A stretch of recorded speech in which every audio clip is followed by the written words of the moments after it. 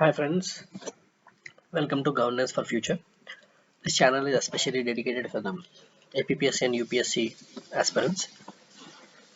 We'll provide the content for the examinations, especially for the Public Service Commission exam.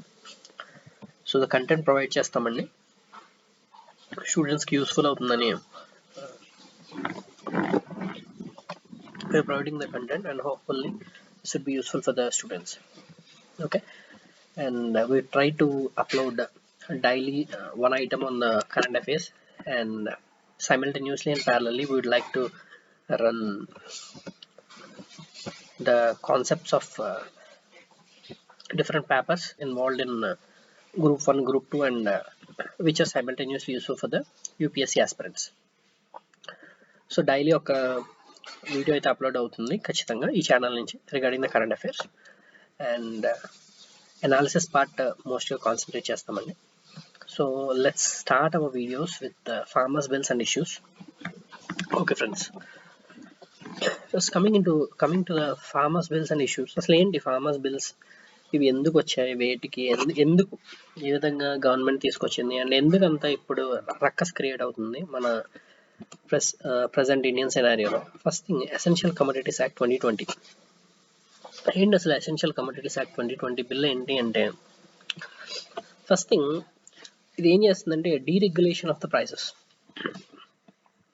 You can see here it is a deregulation of prices. అంటే ఏంటి deregulation of prices అంటే, బేసిక్గా మనకి ఏదైనా commodities ఉన్నాయండి మన దగ్గర, వాటిని ఏం చేయొచ్చు, మనం ఎప్పుడైనా రెగ్యులర్గా చూస్తూ ఉంటాం ఆనియన్ ప్రైసెస్ చాలా విపరీతంగా పెరిగిపోతున్నాయి, ఆనియన్ ప్రైసెస్ యొక్క ప్రైసెస్ స్కై రాకెట్ అవుతున్నాయి అని చెప్పి మనం మాట్లాడుకుంటూ ఉంటాం. ఎందుకు స్కై రాకెట్ అవుతాయి అంటే, దీనికి ఏంటంటే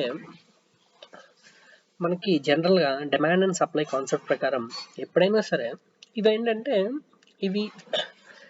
ఈ కమోడిటీస్ ఏంటంటే మోస్ట్ ఎసెన్షియల్ కమోడిటీస్. ఆనియన్ లేకుండా మనం ఎటువంటి వంట చేయలేం.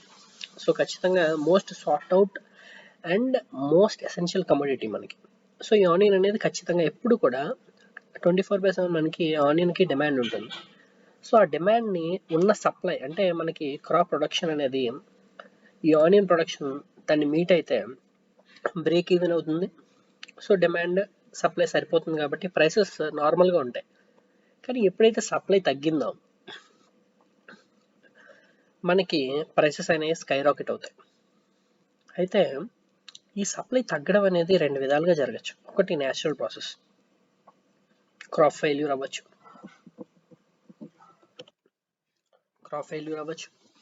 లేదంటే అన్యాచురల్ మీన్స్ అంటే hoarding.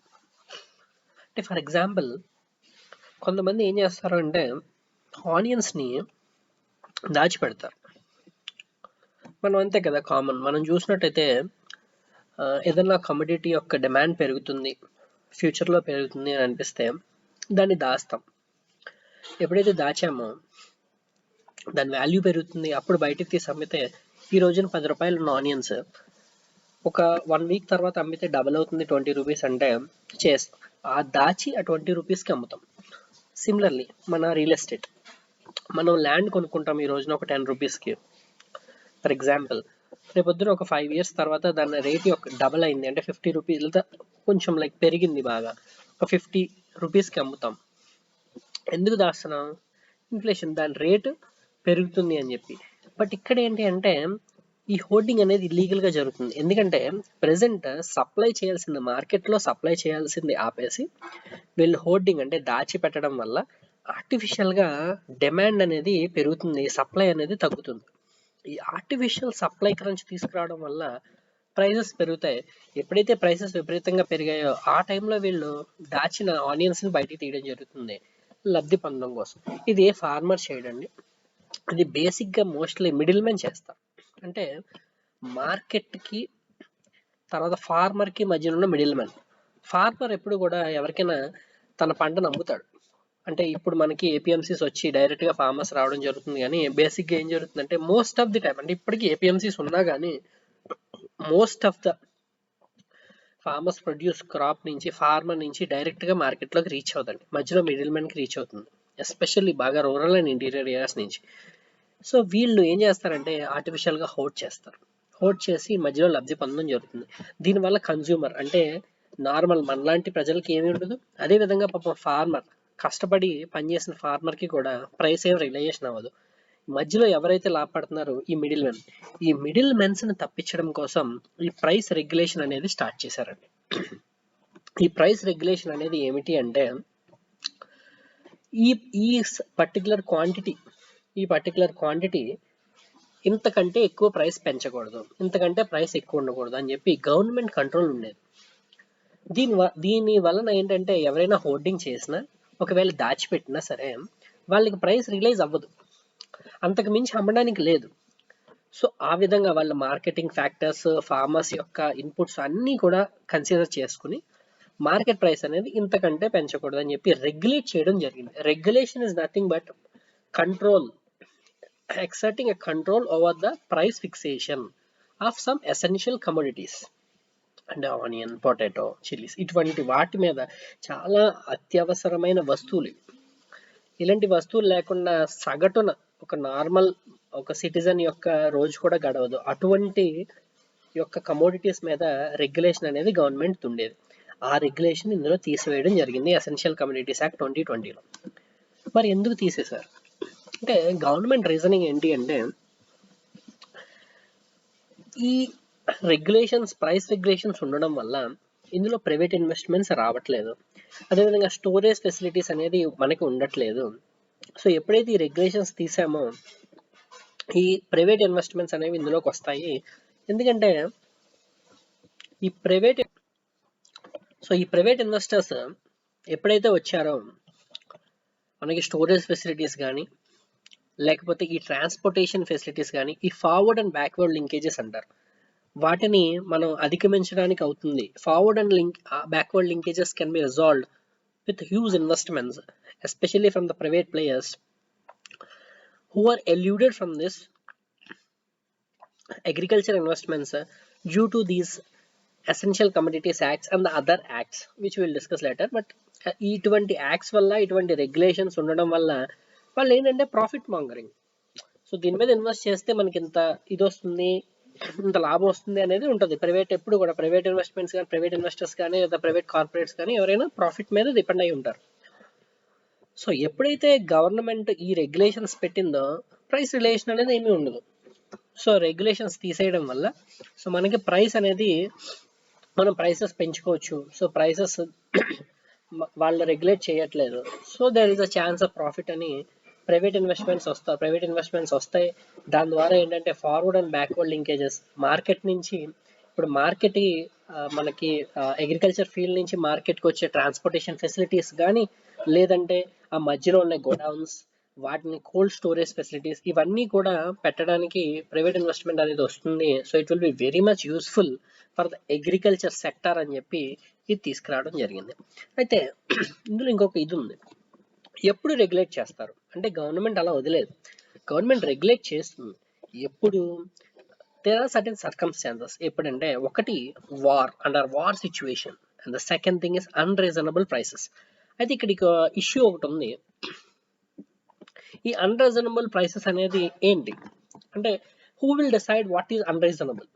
Then some have discussed it like when the increase is 100%, అంటే 100% ప్రైస్ కానీ పెరిగితే అన్రీజనబుల్ ప్రైసింగ్ అని చెప్పారు. కానీ ఒక్క విషయం, ఈ అన్రీజనబుల్ ప్రైసింగ్ అనేది like not clearly explained.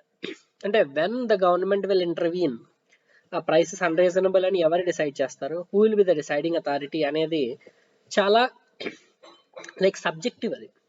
So government can intervene any time. So private still after relaxation of these terms like deregulation of the prices, private investors are still sceptical. అంటే వాళ్ళకి ఇంకా భయంగా ఉంది ప్రైవేట్ ఇన్వెస్టర్స్. ఎందుకంటే ఇక్కడ చూసి unreasonable price అన్నారు, కానీ అన్రీజనబుల్ ప్రైసెస్ అనేది ఏంటో చెప్తారు. ఇప్పుడు ఒక 100 రూపీస్ కేజీ, ఒక 10 రూపీస్ పర్ కేజీ అమ్ముతున్న ఆనియన్ 20 రూపీస్ అయితే చేస్తారా, 30 రూపీస్ అయితే చేస్తారా? That will be under the hands of government. So ఇలాంటి ఇష్యూస్ కూడా ఇందులో ఉన్నాయి. Okay, so that is about essential commodities act.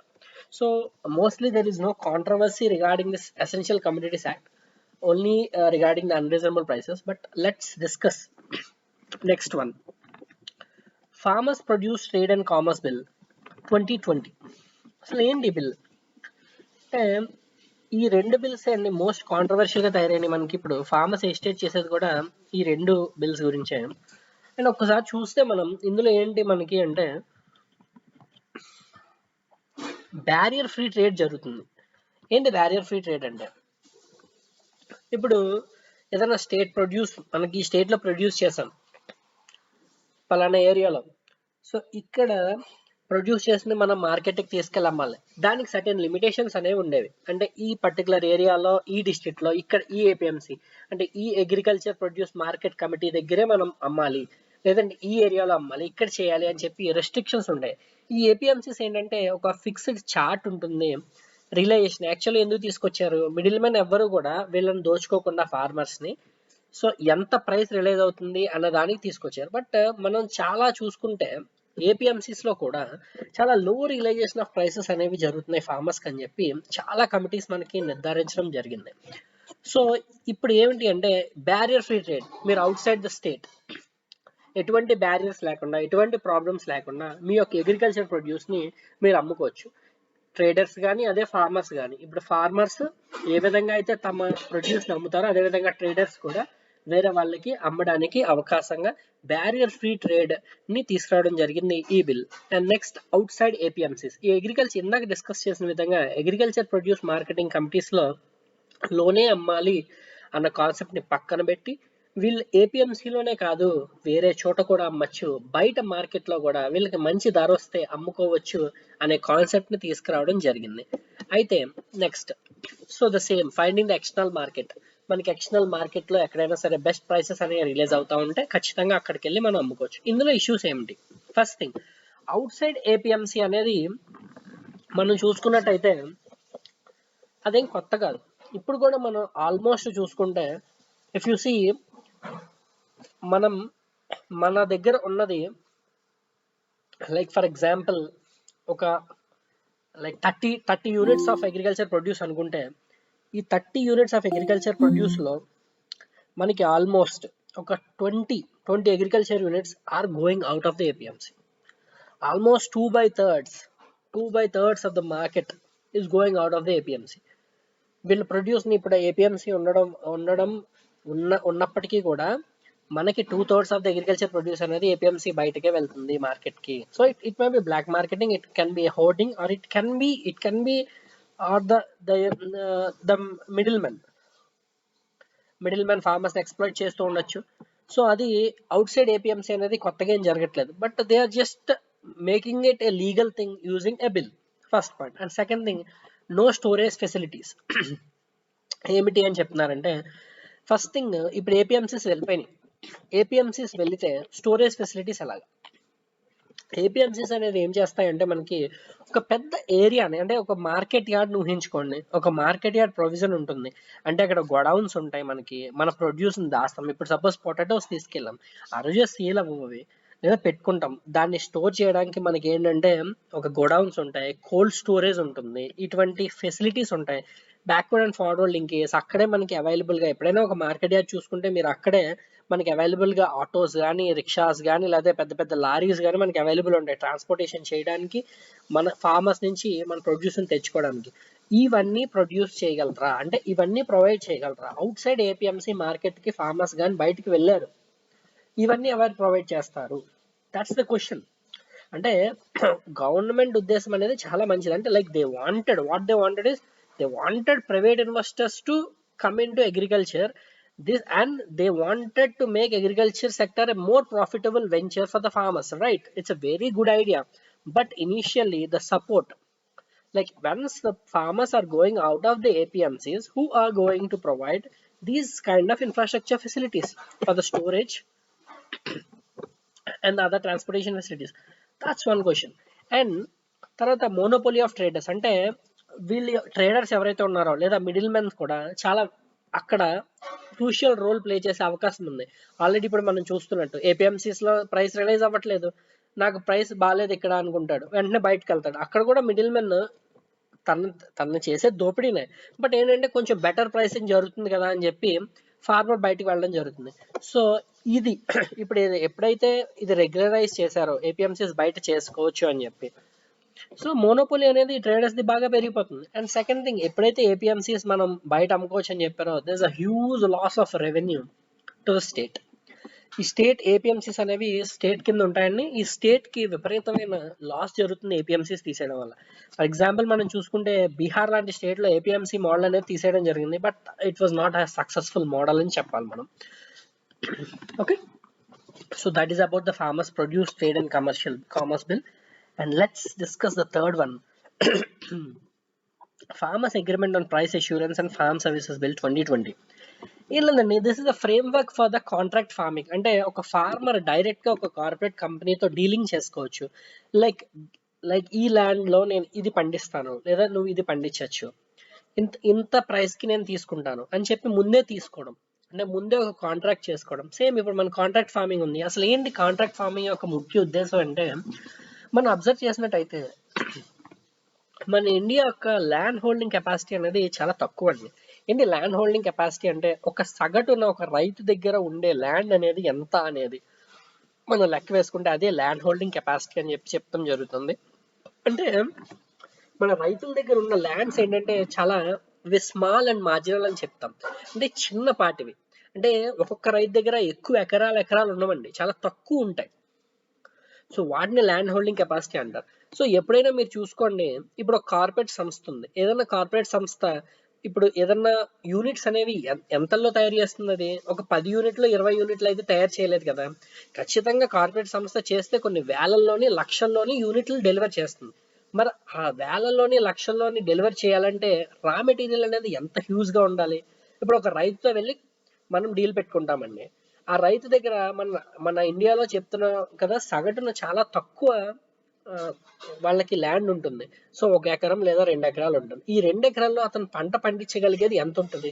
అందుకే మన టైప్ ఆఫ్ ఇండియన్ అగ్రికల్చర్ అనేది ఏంటంటే మోస్ట్లీ సబ్సిస్టెంట్ అని చెప్తాం, సబ్సిస్టెన్స్ అగ్రికల్చర్ అని చెప్తాం. ఎందుకు సబ్సిస్టెన్స్ ఫార్మింగ్ అని చెప్తామంటే, తనకు తగ్గట్టు అంటే తనకు సరిపడనంత పండించుకోగల ఫార్మింగే మన ఇండియాలో ఎక్కువ జరుగుతూ ఉంటుంది. It's not production or producing more than what he needs అనేది ఎక్కువ మెజారిటీ. అంటే it doesn't mean we are not exporting any agriculture producers, yes we do, but most of the majority ఏంటంటే మన దగ్గర సబ్సిస్టెన్స్ అగ్రికల్చర్ అనేది మన దగ్గర ఉంటుంది. సో దీన్ని ఎలాగ మనం అధిగమించాలి, సో అదే విధంగా ఫార్మర్స్ కి ఏ విధంగా ప్రాఫిటబుల్ గా చేయొచ్చు అని చెప్పి కాంట్రాక్ట్ ఫార్మింగ్ అనేది తీసుకొచ్చారు. అయితే ఏంటి కాంట్రాక్ట్ ఫార్మింగ్ అంటే, నా దగ్గర కొంత భూమి ఉంది, అదేవిధంగా నా పక్కనున్న రైతు దగ్గర కొంత భూమి ఉంది. ఇండివిజువల్ గా ఈ 2 భూముల్లోనే పండించుకుంటే పెద్ద ఉపయోగం ఉండదు. అంటే ఏ కార్పొరేట్ కంపెనీకి కూడా అది లాభదాయకంగా ఉండదు, రైతుకు కూడా లాభదాయకంగా ఉండదు. ఇదే విధంగా మాలాంటి రైతులను ఒక నలుగురిని కలుపుకొని ఈ నలుగురు భూముల్ని కలిపి ఆ భూమికి సరిపడ్డట్టు, అంటే ఈ పంట వేయాలి అంటే ఆ పంట వేయడానికి సరిపడ్డ రా మెటీరియల్స్ ప్రొవైడ్ చేయడం, ఇన్పుట్స్ ప్రొవైడ్ చేసి ఈ నలుగురు రైతుల యొక్క ల్యాండ్ లో పండిన పంటని వీళ్ళు ప్రొక్యూర్ చేసుకుంటారు. అంటే వీళ్ళు తీసుకుని దానికి తగ్గట్టు మనీ ముందే అగ్రిమెంట్ చేసుకున్న విధంగా, మీరు ఈ పంట ఈ రోజుకి ఇంత పంట ఇచ్చినట్టయితే మీకు ఎంత మనీ వస్తుంది అని చెప్పి ముందే అగ్రిమెంట్ చేసుకుంటారు. ఆ అగ్రిమెంట్ ప్రకారం కార్పొరేట్ కంపెనీస్ డైరెక్ట్ గా వాళ్ళతో డీల్ చేసుకుని వాళ్ళకి కావాల్సిన పంటని పండించుకుని దానికి తగిన ఇన్పుట్స్ వాళ్ళకి ప్రొవైడ్ చేసి ఫైనల్ గా ఆ టైం అయిన తర్వాత ఆ పంటను వాళ్ళు తీసుకుని దానికి డబ్బులు ఇవ్వడం జరుగుతుంది. దీనివల్ల ఒకటి కార్పొరేట్ కంపెనీస్ కి వాళ్ళకి కావాల్సిన ప్రొడ్యూస్ ని వాళ్ళే డైరెక్ట్ గా ఫార్మర్స్ తో మాట్లాడి డీల్ చేసుకుని వాళ్ళకి కావాల్సిన విధంగా దాన్ని కస్టమైజ్ చేసుకుని పండించుకుని వాళ్ళ రా మెటీరియల్ వాళ్ళు తీసుకెళ్ళడం. రెండోది మోస్ట్ ఇంపార్టెంట్ ఏంటంటే, ఫార్మర్స్ కి వాళ్ళకి ఈ నలుగురు ల్యాండ్ తీసుకుని పండించడం వల్ల వాళ్ళకి లాభం చేకూరుతుంది. ఎందుకంటే ఇండివిజువల్ గా మీరు ఇంత అమ్మితే ఎంత వస్తుందో నలుగురిది కలిపి అమ్మడం వల్ల, అది కూడా కార్పొరేట్ ఫార్మింగ్ ద్వారా కార్పొరేట్స్ కి ఇవ్వడం ద్వారా వాళ్ళు కస్టమైజ్డ్ ఇన్పుట్స్ కానీ మనకి ఏవైతే కావాలంటే క్వాలిటీ ఆఫ్ సీడ్స్ ప్రొవైడ్ చేయడంలో కానీ, లేదా ఫెర్టిలైజర్స్ కానీ, పెస్టిసైడ్స్ కానీ, ఇరిగేషన్ ఫెసిలిటీస్ కానీ, లేదా పవర్ ఫెసిలిటీస్ కానీ వాళ్ళకి ప్రొవైడ్ చేసి సరైన విధంగా సరైన టైంలో హార్వెస్టింగ్ కి కూడా వాళ్ళకి కావాల్సిన ఎక్విప్మెంట్స్ ని, లేబర్ ని ప్రొవైడ్ చేసుకునే విధంగా కార్పొరేట్స్ ప్రొవైడ్ చేయడం ద్వారా వాళ్ళ యొక్క ప్రొడక్షన్, అదే విధంగా ల్యాండ్ యొక్క ప్రొడక్టివిటీ పెరిగి వాళ్ళకి వచ్చే లాభం అనేది విపరీతంగా పెరగడం జరుగుతుంది. సో ఇందువల్ల ఫార్మర్స్ కూడా లాభపడతారు అనే ఉద్దేశంతో కాంట్రాక్ట్ ఫార్మింగ్ అనేది తీసుకురావడం జరిగింది. Okay, this is about contract farming. అయితే ఇప్పుడు మనం ఇందులో ఉన్న ఇష్యూస్ ఏంటి ఒకసారి చూస్తే, కార్పొరేట్ ఫార్మింగ్ లో ఏంటంటే ఫార్మర్స్ యొక్క ఇంట్రెస్ట్ అనేది డ్యామేజ్ అవుతుంది అనే ఒక భయం ఉంది. అంటే సపోజ్ ఫార్మర్ ఎప్పటి నుంచో అతను వీట్ లేదా రైస్ వేద్దామని అనుకుంటున్నాడు ఆ ల్యాండ్ లో, అదే వేస్తున్నాడు, ఆ ప్యాటర్న్ అదే విధంగా ఉంది. అయితే ఈ ఈ చుట్టుపక్కల ఉన్న ఫార్మర్స్ ఎవరైతే కార్పొరేట్ ఫార్మింగ్ లేదా కాంట్రాక్ట్ ఫార్మింగ్ తో ఇన్ఫ్లుయెన్స్ అయ్యి వాళ్ళు డీల్ కుదుర్చుకుని పర్టికులర్ ప్లాంట్ ఎప్పుడైతే వేశారో, వాళ్ళు సపరేట్ కమర్షియల్ క్రాప్ ఏది వేశారు, ఒక టొబాకో అవ్వచ్చు లేదా కాఫీ కానీ వేసి ఉండొచ్చు. సో తద్వారా వాళ్ళు ఇన్ఫ్లుయెన్స్ అవ్వి ఇవి చేయడం ద్వారా ఇతని యొక్క క్రాప్ కి డిమాండ్ తగ్గిపోతుంది. అదే విధంగా తిను వెయ్యాలనుకునే క్రాప్ వెయ్యలేకపోతాడు అనే ఒక్క అపోహ అనే ఒక్క భయం ఫార్మర్స్ లో మొదలైంది. అదే విధంగా ఒకసారి కాంట్రాక్ట్ ఫార్మింగ్ చేసుకున్న తర్వాత interest of the corporates will be priority, అంటే ఫార్మర్స్ యొక్క ఇంట్రెస్ట్ పక్కన పెట్టి అదే విధంగా కంప్లీట్ అథారిటీ అనేది ఫార్మర్స్ చేతిలో లేకుండా ఈ కార్పొరేట్స్ చేతిలోకి వెళ్ళిపోతుంది అనే భయం కూడా మన ఫార్మర్స్ దగ్గర ఉన్నది. అండ్ సెకండ్ థింగ్ ఏంటంటే మనం మాట్లాడింది క్రాపింగ్ ప్యాటర్న్ అనేది మారిపోవచ్చు. అంటే corporates can be different, like వాళ్ళ యొక్క సెన్సిటివిటీస్ అనేది మన ఇండియన్ యొక్క సెన్సిటివిటీతో మ్యాచ్ అవ్వాలన్న ఇదేం లేదు. అంటే లైక్ 100% గ్యారంటీ ఏమీ లేదు. సపోజ్ ఫారెన్ కంపెనీ వస్తుంది, వాళ్ళ రిక్వైర్మెంట్ అనేది వేరే ఉంటుంది. Suppose some X company chips company ఉంది. చిప్స్ కంపెనీకి వాట్ ద నీడ్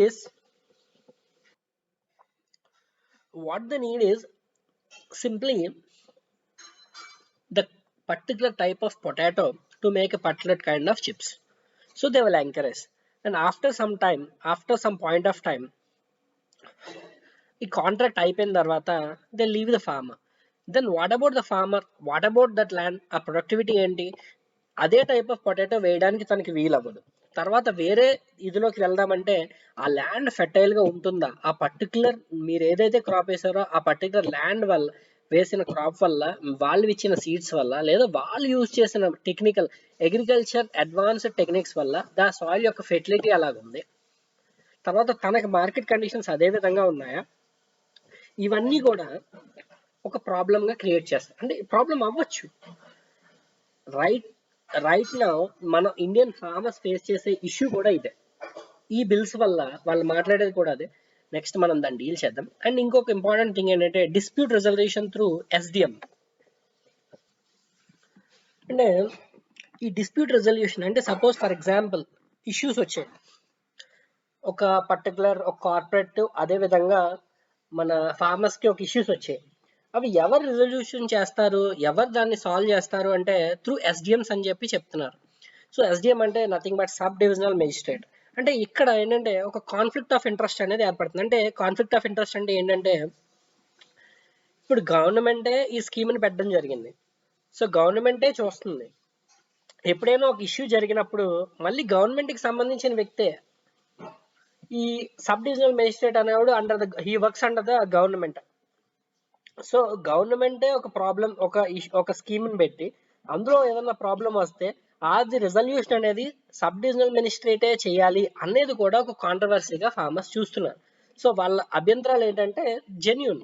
అంటే ఇప్పుడు మనం ఒక స్కీమ్ని పెట్టారు గవర్నమెంట్. సో గవర్నమెంట్ యాటిట్యూడ్ కానీ గవర్నమెంట్ ఇది కానీ ఏ విధంగా ఉంటుందంటే ఆ స్కీమ్ని ఇంప్లిమెంట్ చేయాలి, సక్సెస్ఫుల్ చేయాలన్న విధానం ఉంటుంది. అందులో ఎటువంటి ప్రాబ్లమ్స్ వచ్చినా ఆ స్కీమ్ ద్వారా ఏదన్నా ఫార్మర్కి ఒకవేళ ఇన్ ఫ్యూచర్ ఏదన్నా ప్రాపర్ ఇంప్లిమెంటేషన్ జరగకపోవడం వల్ల ఫార్మర్స్కి ఇబ్బంది కలిగిన ఆ డిస్ప్యూట్ రిజల్యూషన్ అనేది సబ్ డివిజనల్ మేజిస్ట్రేట్కి ఇచ్చారు. అంటే ఎప్పుడు సబ్ డివిజనల్ మేజిస్ట్రేట్ గవర్నమెంట్కే సపోర్ట్ చేస్తాడు తప్ప ఫార్మర్స్ వైపు ఉండరు అనే యొక్క భయం మన ఫార్మర్స్ లో ఏర్పడడం జరిగింది. So this is about 3 bills. అయితే అసలు మెయిన్ గా ఫార్మర్స్ ఇష్యూ ఏంటి, ప్రెసెంట్ మనకు ఫార్మర్స్ ఇష్యూ ఏంటంటే MSP, వాళ్ళ మినిమం సపోర్ట్ ప్రైస్ గురించి. మినిమం సపోర్ట్ ప్రైస్ అనేది ఉండదేమో ఈ కాంట్రాక్ట్ ఫార్మింగ్. అదేవిధంగా ఈ 3 బిల్స్ ఎప్పుడైతే ప్రవేశపెట్టారో ఈ 3 బిల్స్ పాస్ చేసిన తర్వాత కాంట్రాక్ట్ ఫార్మింగ్ వచ్చిన తర్వాత ముఖ్యంగా మినిమం సపోర్ట్ ప్రైస్ అనేది లేకుండా పోతుందేమో అని బెంగ పెట్టుకున్నారు. అంటే లైక్ మినిమం సపోర్ట్ ప్రైస్ ఉండదేమో, ఉండకపోతే పొజిషన్ ఏంటి అని. ముఖ్యంగా అది మనం చూద్దాం కమింగ్ వీడియోలో. ఎందుకు why Punjab and Haryana farmers? మీరు చూసినట్టయితే almost 86% of the produce and 89% of the produce from the respective states of Punjab and Haryana are procured through MSP by the governments. So more procurement అనేది పంజాబ్ హర్యానా నుంచి జరుగుతుంది. సో ఖచ్చితంగా వాళ్ళకి అప్రహెన్షన్ ఉంటుంది, ఆ భయం ఆందోళనలు ఉంటాయి వాళ్ళకి. అంటే ఇప్పుడు ఇది కానీ వస్తే మాకు ఎప్పుడు ఉన్న ఎంఎస్పీ రాదేమో అని. ఈ ఎంఎస్పీ అనేది ఏ విధంగా పనిచేస్తుంది ఏంటి అనేది తర్వాత చూద్దాం. అండ్ రెస్పెక్టివ్ మనం డిస్కస్ చేసిన విధంగా ఒక పబ్లిక్ సర్వీస్ కమిషన్ ఒక ఆస్పిరెంట్, ఒక పబ్లిక్ సర్వెంట్కి ఉండాల్సిన విషయం ఏంటంటే ప్రాబ్లమ్ని ఐడెంటిఫై చేయడం, అదేవిధంగా దానికి తగ్గట్టు స్పెసిఫిక్గా సొల్యూషన్స్ ఇవ్వడం. సో ఖచ్చితంగా మనం ఏ టాపిక్ చూసుకున్నా దానికి సొల్యూషన్స్ అనేవి ప్రొవైడ్ చేయడం జరుగుతుంది. So let's see in the next video we'll discuss about what are the farmers issues and the solutions, what can we do. Okay, and so I hope you enjoy this video, and we'll meet in the next video.